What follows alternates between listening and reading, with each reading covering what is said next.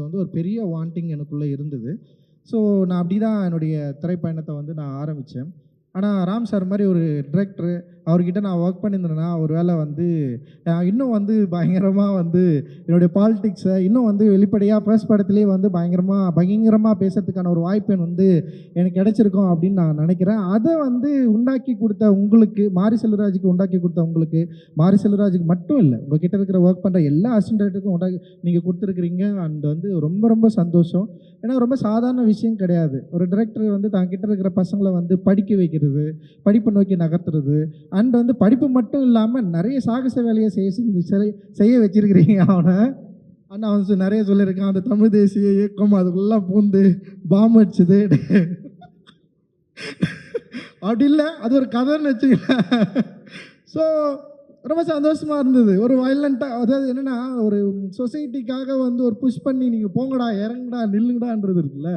So and அவர் தான் first மாரி என்கிட்ட அனுப்பிச்சார். ஏன்னா மாரி என்கிட்ட வரதுக்கு முன்னாடி மெட்ராஸ் படத்து மேலே அவனுக்கு ஒரு டிஃப்ரெண்ட் ஒப்பீனியன் இருந்தது.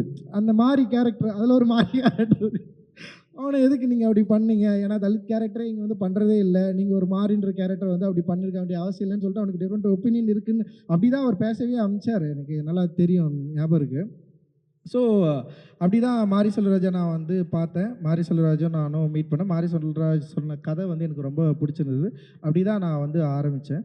ஸோ நான் என்ன சொல்ல வரேன்னா, ஏன் இந்த ஸ்பேஸ் ரொம்ப முக்கியமாக இருக்குது, ஏன் நம்ம இந்த சினிமாக்குள்ள இதை பேசியே ஆகணும், இதை பேச வேண்டிய தேவை என்ன இருக்குது அப்படின்றத வந்து கடந்த ஒரு 10-12 ஆண்டுகளாக நம்ம வந்து தொடர்ந்து இதை வந்து பேசிகிட்டே இருக்கிறோம், ஃபைட் பண்ணிட்டே இருக்கிறோம். ஆனால் இது வரைக்கும் அதுக்கான நியாயம் கிடைச்சதா, இல்லை இதை பேசுறது சரிதான் அப்படின்னு எல்லாரும் ஒத்துக்கிட்டாங்களா, ஏன் இந்த சினிமாவில் நீங்கள் வந்து பேசி தான் ஆகணுமா, ஏன் பேசுகிறீங்க, அப்படியெல்லாம் ஒன்றும் அவசியம் இல்லை.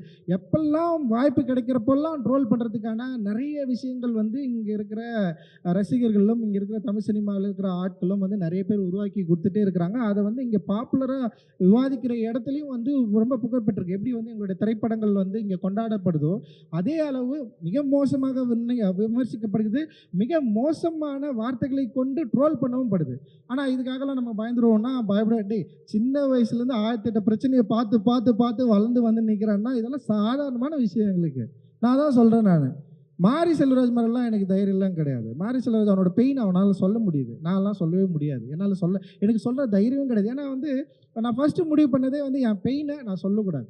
என்னுடைய இந்த சமூகம் எனக்கு உருவாக்கி கொடுத்த இறுக்கத்தை, இந்த சமூகம் என் மேல் சுமத்திய அந்த சுமையை வந்து நான் வேறு யார் மேலேயும் சுமத்திடக்கூடாதுன்னு சொல்லிட்டு நான் வந்து தப்பிச்சு அப்படியே ஓடுவேன். ஏன்னா எனக்கு அது பயம், எனக்கு ரொம்ப பயம் எனக்கு. ஏன்னா எங்கள் அப்பா அம்மா பேசுகிற சீன் எடுத்தாலே நான் பயங்கர எமோஷனல் ஆகிடுவேன். என் அப்பாவும் அம்மாவும் உட்காந்து ஒரு சீனை வந்து அந்த மாதிரி ஒரு சீனை நான் எழுதிட்டேன்.